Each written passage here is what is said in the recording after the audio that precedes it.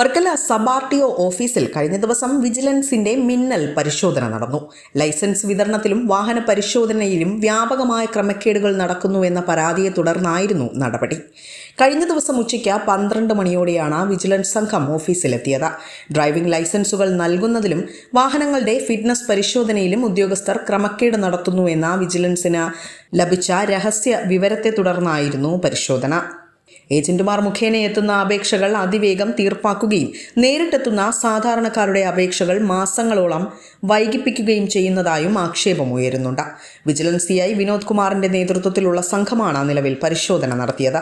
പരിശോധനയുടെ ഭാഗമായി ഓഫീസിലെ പ്രധാന ഫയലുകളും കമ്പ്യൂട്ടർ രേഖകളും വിജിലൻസ് പിടിച്ചെടുത്തു. പരാതിക്കാരന്റെ വിവരങ്ങൾ പുറത്തുവിടാൻ ഉദ്യോഗസ്ഥർ തയ്യാറായിരുന്നില്ല.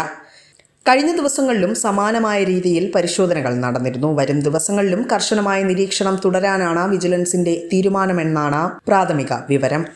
വിസ്മയ ന്യൂസ്, വർക്കല.